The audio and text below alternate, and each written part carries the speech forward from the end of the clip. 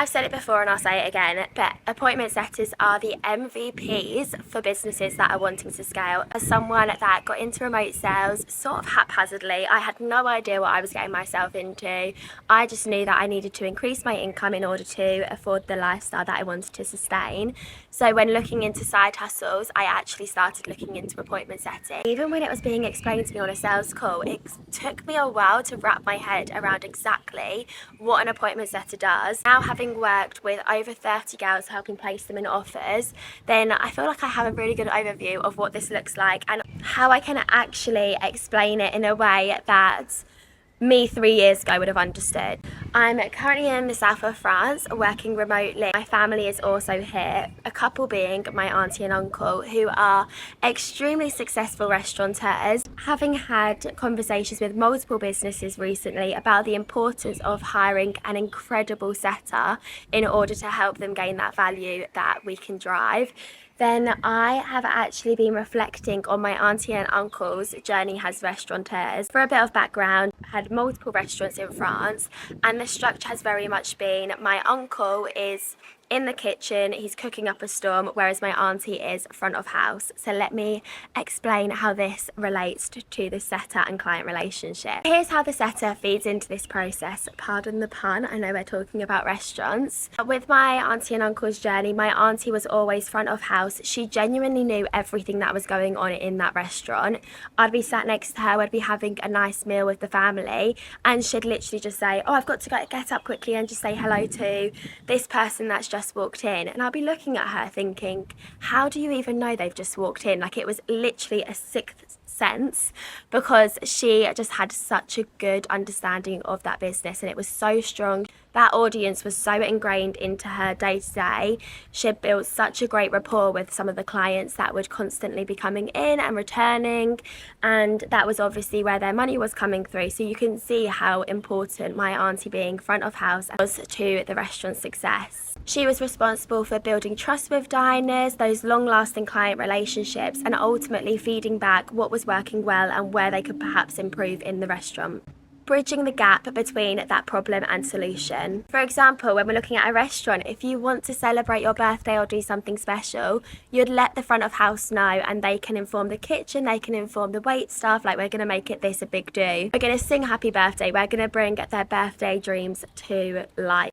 You might be going into a restaurant because you're hungry, you want a break from cooking. She will sit you down, she will make sure your order's taken, and she will make sure that that food is delivered. Maybe you're visiting the restaurant because you need a bit of a change of scenery, you've got a bit of a mental block and you want some fresh air. She will literally welcome you with open arms and walk you to the terrace where you can enjoy a light breeze. Whilst my auntie is front of house and managing all of this, my uncle is in the kitchen managing delivery, taking on all of the feedback kindly provided by my auntie and the team at the front of house. Understanding each of the client's diners' needs and fulfilling the task at hand. For instance, when you go into a restaurant and you're ordering a steak, everyone sort of has their own opinion on what they would like that steak to look like. My auntie will then go into the restaurant and my uncle can provide that bespoke steak. This understanding allows him to deliver a product that they actually are willing to pay for, ultimately getting the money put on the table. So what does this look like for a setter and an online business owner? A setter is exactly like front of house. You're immersing yourself into conversations with leads, building that rapport, building trust, building those relationships. Understanding the pain point of each lead so that you can bridge the gap between problem and solution. Hiring a fully trained appointment setter is so valuable because ultimately you want to trust this person to own the inbox, manage your pipeline, and even feed insights that will actually help you develop a stronger strategy and attract your ICP. I hope you can see why an appointment setter is the most important sales hire and how it drives me insane when coaches don't realise that, skip it, or just hire anyone off the street. You do not want to be that coach. I've seen coaches skip ahead, move forward with untrained setters who ultimately leave the inbox in a complete mess. They start scaling without a setter. They believe in AI, many chats, and it is just a total mess. As an online business owner and someone that is trying to scale my own personal brand, I know the amount of effort and time that it takes to put into your own content and acquire that ICP if I had someone that I didn't trust in my DMs, I know that that whole sales funnel and pipeline would be broken pretty quickly from them just haphazarding, sending out the same message to all sorts of leads, not actually building that rapport, that trust, that authenticity, ultimately killing a lot of leads and leaving a lot of money on the table. The coaches that feel like they can skip this step entirely, it's literally like hiring a sous chef or someone else to help with delivery, but you've got no one front of house to greet your guests.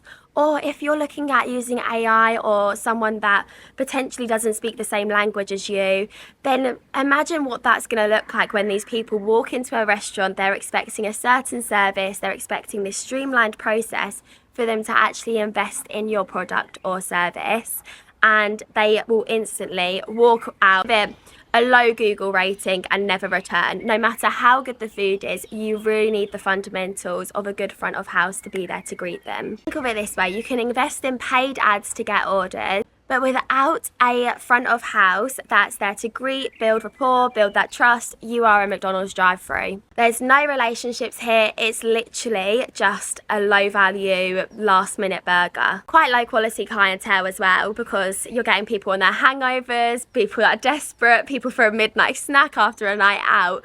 Wouldn't you rather be a Michelin star restaurant that actually people are begging to return to? There's that wait list at the door.